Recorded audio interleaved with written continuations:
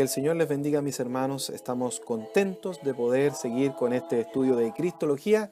Vamos ya en la segunda parte. Recuerde que dijimos que en este resumen doctrinal lo realizaremos en 3 partes debido a la importancia que tiene la deidad de Jesucristo. Dimos bastante énfasis a esto. Bien, mis queridos hermanos, antes que todo vamos a orar. Cierre sus ojos ahí donde está. Padre Celestial, gracias te damos por permitirnos poder orar, por permitirnos leer tu palabra y también por permitirnos estudiar. Señor, ayúdanos en todos y para ti sea la gloria, la honra y la alabanza y para todos nosotros tu misericordia. En el nombre de Jesús, amén. Hermanos queridos, bien, les invitamos también que pueda usted estar compartiendo nuestra página, nuestro canal de YouTube, ahí en Cristianos Verdaderos, y pueda también pinchar el link de suscribirse. También la campana que está al lado, y así cada vez que subamos un video a usted le aparecerá la notificación. Escríbanos también si tiene alguna duda, algún comentario, díganos de qué país o ciudad nos está escribiendo y también si podemos orar por usted, envíenos sus peticiones de oración, estaremos compartiéndolas con otros hermanos gustosos para orar los unos por los otros. Vamos entonces ahora y continuemos con Cristología. Quedamos ahora con los otros nombres o títulos de Jesucristo. Vamos ahí con la piedra angular, es el primero de ellos. El segundo, el Cordero de Dios. Y ese lo vamos a leer. Nos vamos a Evangelio según San Juan, capítulo 1, versículo 29. Dice así: el siguiente día vio Juan a Jesús que venía a él y dijo: He aquí el Cordero de Dios que quita el pecado del mundo. También es llamado el Buen Pastor. Vamos a Juan capítulo 10, versículo 11 y 14. Leamos ahí en el nombre del Señor. Yo soy el buen pastor su vida da por las ovejas. Versículo 14. Yo soy el buen pastor y conozco mis ovejas y las mías me conocen. Otro título, el novio. Mateo capítulo 9, versículo 15. Jesús les dijo: ¿acaso pueden los que están de bodas tener luto entre tanto que el esposo está con ellos? Pero vendrán días cuando el esposo les será quitado y entonces ayunarán el esposo y el novio. Vamos a el mediador. Primera de Timoteo capítulo 2 versículo 5. Porque hay un solo Dios y un solo mediador entre Dios y los hombres, Jesucristo, hombre. Es llamado también la roca en 1 Corintios 10:4, la luz del mundo en Juan 8:12, príncipe de paz, Isaías 9:6, la resurrección y la vida, Juan 11:25, primogénito de toda creación, Colosenses 1:15, cabeza de la iglesia, Efesios 1:22, el verbo, Juan 1:1, autor y consumador de nuestra fe, Hebreos 12:2, el pan de vida, Juan 6:35, el libertador, Romanos 11:26 y el sumo sacerdote, Hebreos 2:17. Usted tiene el video y en pantalla estos textos para que pueda también verificarlos ahí en su casa, leerlos tranquilamente. Vamos a hablar ahora de un tema muy especial, mi hermano, que es la encarnación de Jesucristo. Y esto es muy relevante. Han salido películas, documentales, muchos elementos para atacar ideas para atacar la encarnación de Jesucristo, llevándolo a un plano de solamente lo natural, eliminando el aspecto de la deidad de Él. Ya sabemos que Él es Dios, pero también tenemos que analizar y ver y estudiar por la Biblia la encarnación de Jesucristo.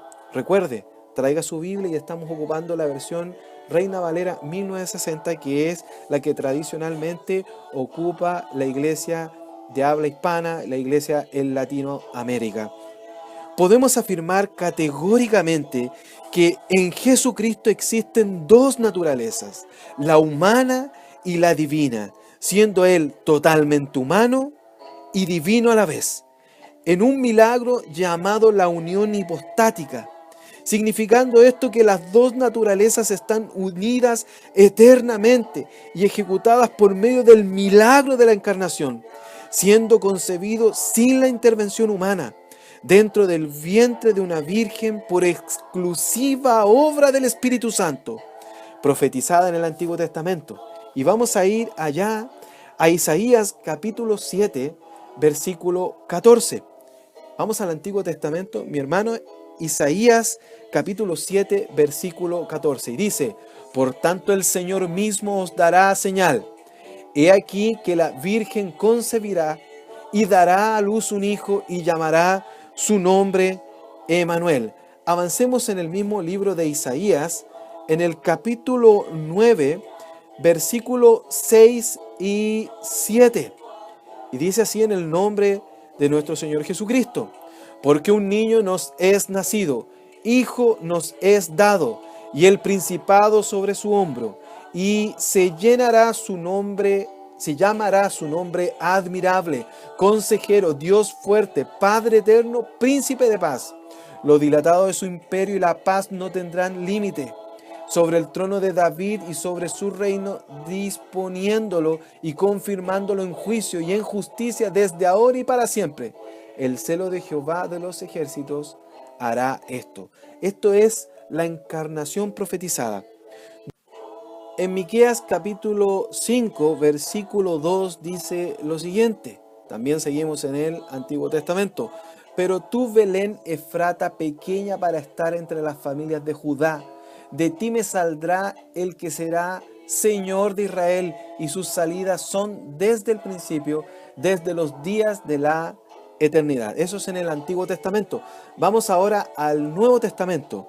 El Evangelio según San Lucas, capítulo 1, versículo 17. Y dice así en el nombre del Señor: e irá delante de él con el espíritu y poder de Elías, para hacer volver los corazones de los padres a sus hijos y de los rebeldes a la prudencia de los justos, para preparar al Señor un pueblo bien dispuesto. Se profetiza el nacimiento o la encarnación del Señor. También en Lucas, en Lucas 1, versículo 31. Versículo 31. Y ahora concebirás en tu vientre y darás a luz un hijo y llamarás su nombre Jesús. Versículo 35. Y respondiendo el ángel le dijo: el Espíritu Santo vendrá sobre ti y el poder del Altísimo te cubrirá con su sombra, por lo cual también el santo ser que nacerá será llamado Hijo de Dios. Y en el versículo 42 dice: y exclamó a gran voz y dijo: bendita tú entre las mujeres y bendito el fruto de tu vientre. Está profetizada tanto en el Antiguo como en el Nuevo Testamento la encarnación del Señor. Era algo esperado, mi hermano. Era algo esperado, mi hermana. Y gloria a Dios por eso. MacArthur, en el libro El corazón de la Biblia, dice, cito textual: el más grande de todos los misterios era el misterio de Dios hecho carne, el misterio de Jesucristo mismo, la realidad gloriosa de la encarnación. Cierro la cita. Y gloria a Dios por eso, que Él vino a nacer en un cuerpo de carne. Vamos a las razones de la encarnación con relación al Padre. La encarnación de Jesucristo con relación al Padre. Lo primero, glorificar al Padre. Vamos allá a Juan 13:31. Juan 13:31 y dice: entonces, cuando hubo salido, dijo Jesús: ahora es glorificado el Hijo del Hombre y Dios es glorificado en él. Segunda razón de la encarnación con relación al Padre: revelar al Dios invisible dentro de un contexto donde el hombre con su capacidad limitada pudiera entender. Juan 1:18. A Dios nadie le vio jamás. El unigénito Hijo que está en el seno del Padre le ha dado a conocer. Razones de la encarnación con relación al creyente y la iglesia. Ponga atención, en relación al creyente y la iglesia. Usted lo puede verificar ahí en pantalla. Dice, dejarnos ejemplo y vida, o ejemplo de vida. Vamos a Primera de Pedro, capítulo 2, versículo 21. Pues para esto fuisteis llamados, porque también Cristo padeció por nosotros, dejándonos ejemplo para que sigáis sus pisadas. Proveer un sumo sacerdote. Hebreos capítulo 3, versículo 1. Por tanto, hermanos santos, participantes del llamamiento celestial, considerad al apóstol y sumo sacerdote de nuestra profesión, Cristo Jesús, ser el director, líder y cabeza de la iglesia. Efesios capítulo 1, versículo 21 y 22. Sobre todo principado y autoridad y poder y señorío, sobre todo nombre que se nombra, no solo en este siglo, sino también en el venidero. Y sometió todas las cosas bajo sus pies y lo dio por cabeza sobre todas las cosas a la iglesia. Cuarto punto ya de las razones de la encarnación con relación al creyente y la iglesia. Para dar vida abundante. Juan capítulo 10, versículo 10. El ladrón no viene sino para hurtar y matar y destruir. Yo he venido para que tengan vida y para que la tengan en abundancia. Y para juzgar. En 1 Corintios capítulo 4, versículo 3 al 5. Yo muy poco tengo el ser juzgado por vosotros o por tribunal humano, y ni aun yo me juzgo a mí mismo, porque aunque de nada tengo mala conciencia, no por eso soy justificado. Pero el que me juzga es el Señor.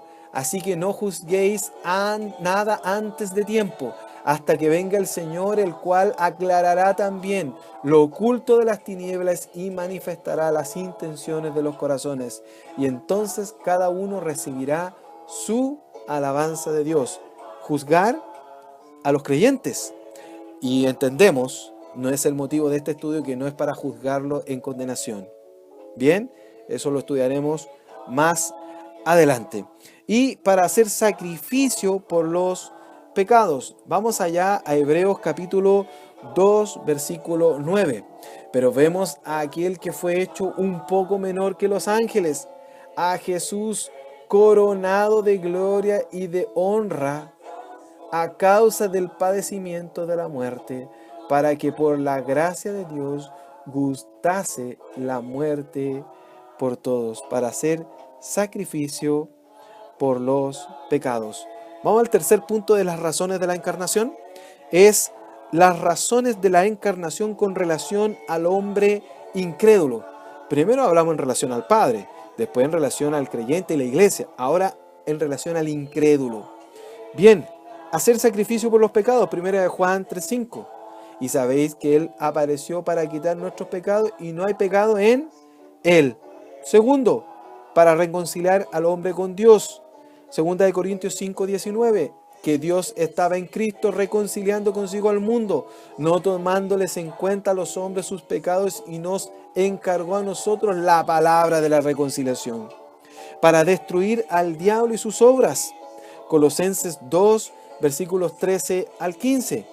Y a vosotros, estando muertos en pecados y en la incircuncisión de vuestra carne, os dio vida juntamente con Él, perdonándonos todos los pecados, anulando el acta de los decretos que había contra nosotros, que nos era contraria, quitándola de en medio y clavándola en la cruz.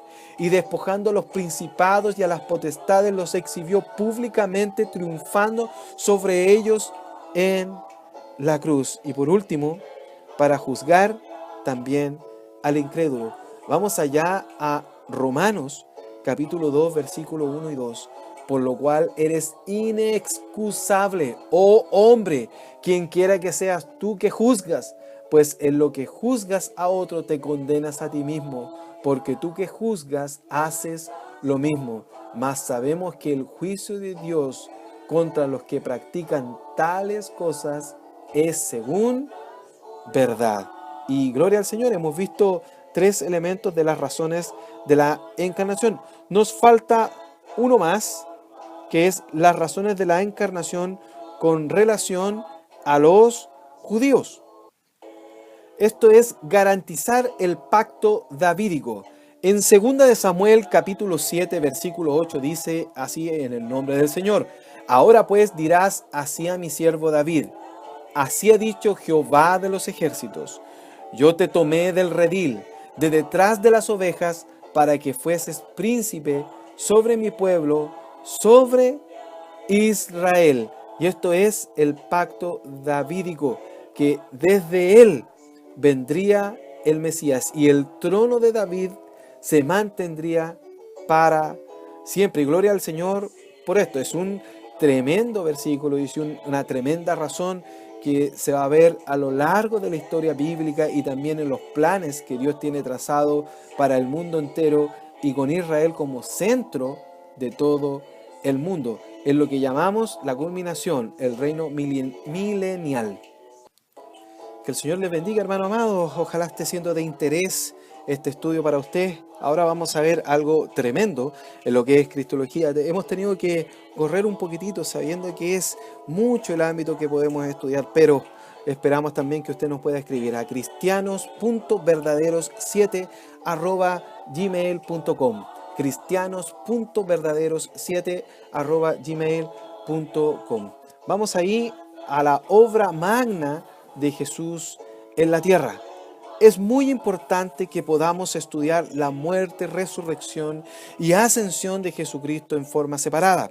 Pero no podemos dejar de decir que estos tres hechos están absolutamente unidos.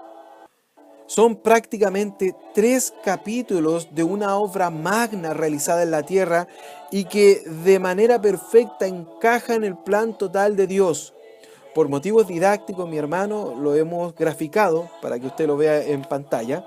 Tenemos la muerte y vamos a ver algunos versículos ahí, la resurrección y la ascensión. Esta es la obra magna de Jesús en la tierra. Vamos a la primera parte, la muerte. Con relación al hombre, la muerte de Jesucristo es fundamental, ya que satisface la justicia de Dios que demanda por producto del pecado la muerte del hombre, teniendo implicancias inmediatas con efectos eternos únicos e intransferibles, tales como la redención, regeneración, imputación, adopción, justificación y santificación, pasando de muerte a vida por el solo acto de creer en Dios. Vamos allá al Evangelio según San Juan, mi hermano, mi hermana. Evangelio según San Juan, capítulo 1, versículo 12. Y dice así la palabra del Señor: mas a todos los que le recibieron, a los que creen en su nombre, les dio potestad de ser hechos hijos de Dios. En Romanos 6:23 dice la palabra del Señor: porque la paga del pecado es muerte, mas la dádiva de Dios es vida eterna en Cristo Jesús, Señor nuestro. Y Efesios capítulo 2, versículo 8 y 9 dice la palabra del Señor: porque por gracia sois salvos por medio de la fe, y esto no de vosotros, pues es don de Dios, no por obras, para que nadie se gloríe. Entonces, la implicancia es inmediata con relación al hombre. Con relación a Satanás, la muerte del Señor Jesús, por otra parte, cumple con la profecía del golpe mortal que recibía el adversario. Esto está en Génesis capítulo 3, versículo 15. Destruyendo sus obras y anulando el acta de los decretos en nuestra contra. Vamos a Colosenses capítulo 2, versículos 13 al 15. Y dice así la palabra del Señor: y a vosotros, estando muertos en pecados y en la incircuncisión de vuestra carne, os dio vida juntamente con él, perdonándoos todos los pecados, anulando el acta de los decretos que había contra nosotros, que nos era contraria, quitándola de en medio y clavándola en la cruz. y despojando a los principados y a las potestades los exhibió públicamente, triunfando sobre ellos en la cruz.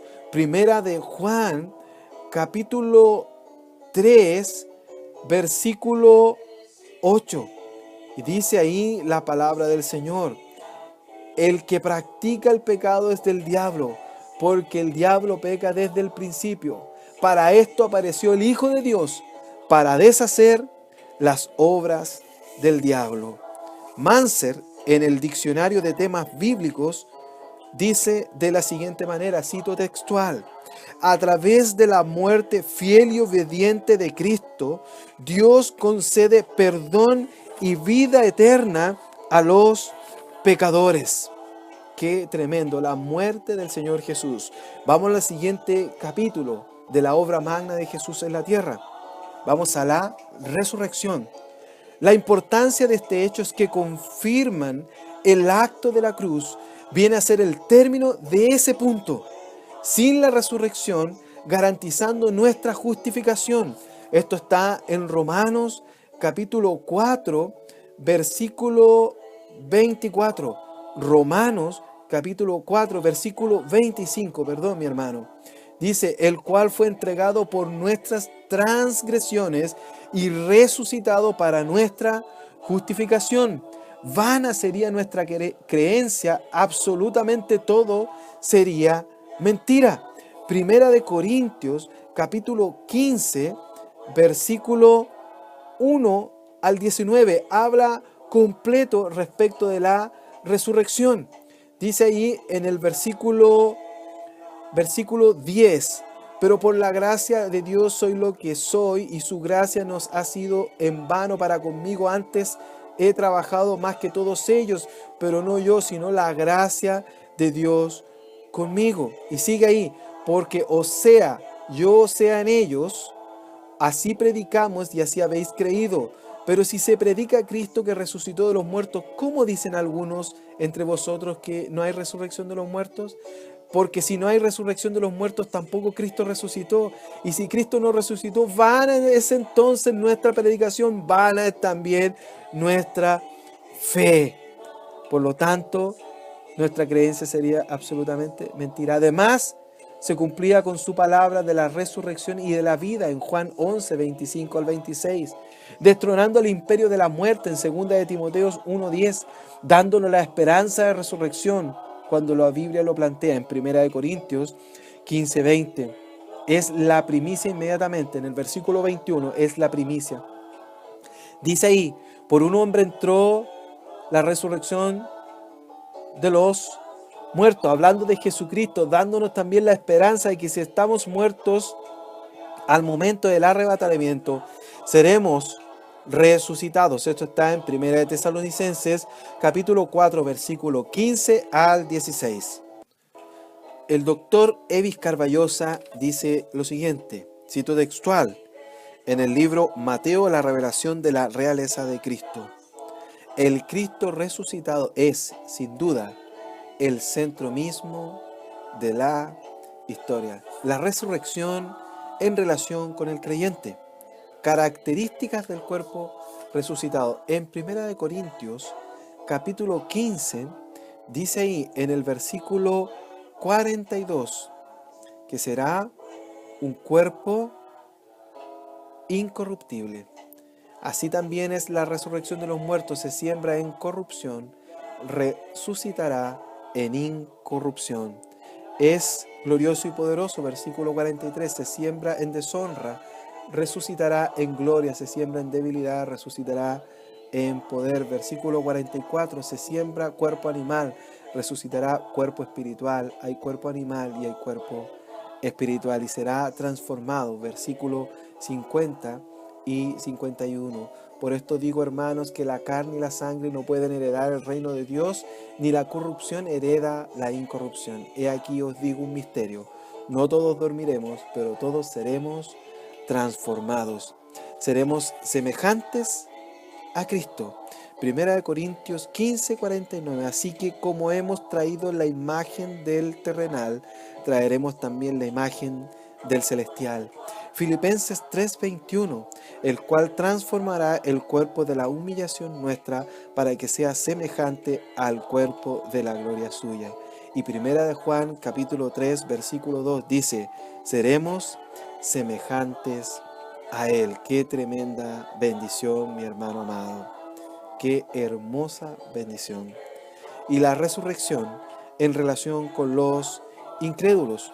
Vamos allá a ir al libro de Apocalipsis, capítulo 20. Apocalipsis, capítulo 20, versículos 12 al 13.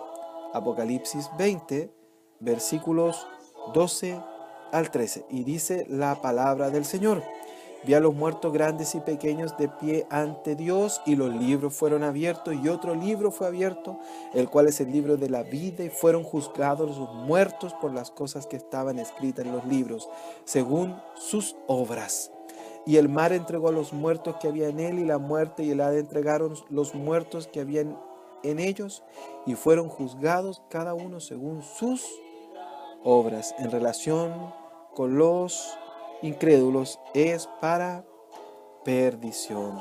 Versículo 15.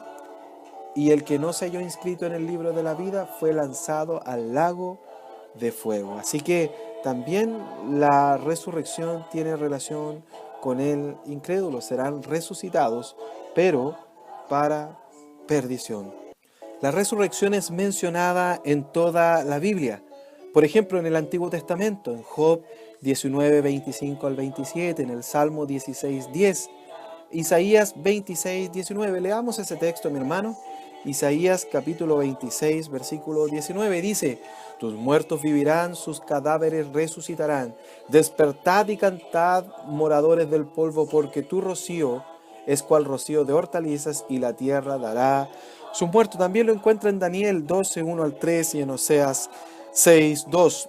En el Nuevo Testamento encuentra en Juan 5, 28 al 29, Lucas 14, 13 al 14, Hechos 24, 15, Primera de Corintios 15, Primera de Tesalonicenses capítulo 4, versículo 14 al 15.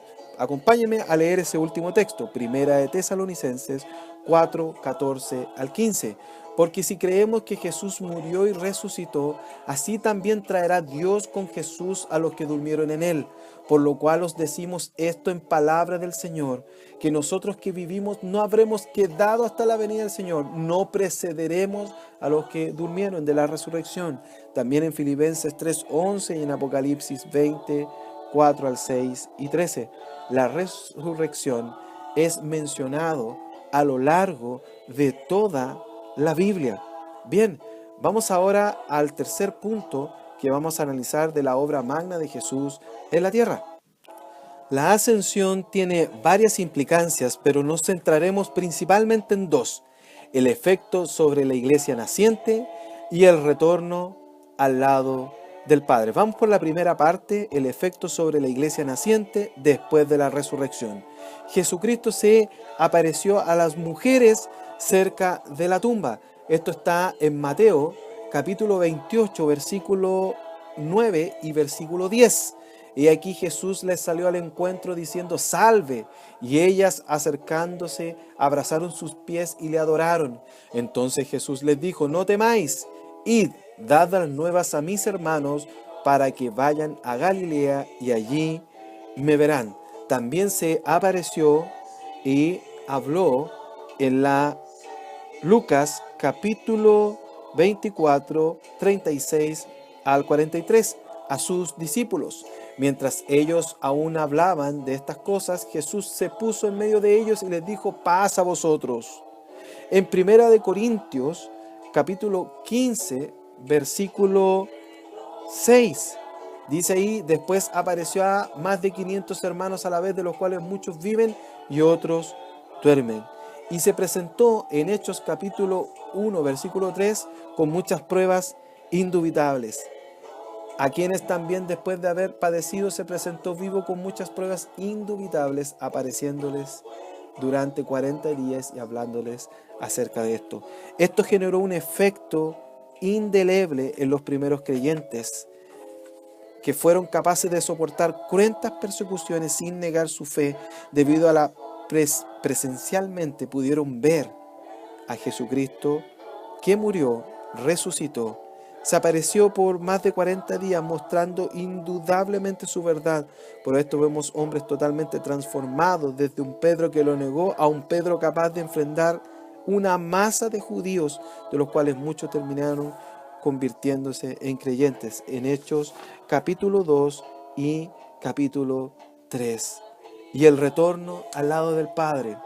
Su gloria ya no es velada o parcialmente, como en el monte de la transfiguración. Esto estaba ahí en Mateo capítulo 17, versículo 1 al 9. Es completa en su dignidad, poder y exaltado hasta lo sumo. En Filipenses 2:9, Apocalipsis 5, cuando es adorado, ese tremendo y precioso pasaje que es adorado, sentándose al lado del Padre, como aparece en Romanos 8:34, en Colosenses 3:1 y Primera de Pedro 3:22. Terminando además su ministerio terrenal, ya que enviará a otro consolador, el Paracletos, el ayudador, en Juan 14:16, y realizar su ministerio presente, el que hoy tiene, y también su ministerio futuro. Esto lo podemos ver y observar, que fue tan fuerte la impresión en los apóstoles que ellos nunca negaron su fe a pesar de todo lo que vivieron. Y si vamos a Hechos capítulo 1, vamos a ver directamente desde el texto la ascensión. Hechos capítulo 1, versículo 6 en adelante, dice: entonces los que se habían reunido le preguntaron diciendo: Señor, ¿restaurarás el reino de Israel en este tiempo? Y les dijo: no os toca a vosotros saber los tiempos o las sazones que el Padre puso en su sola potestad.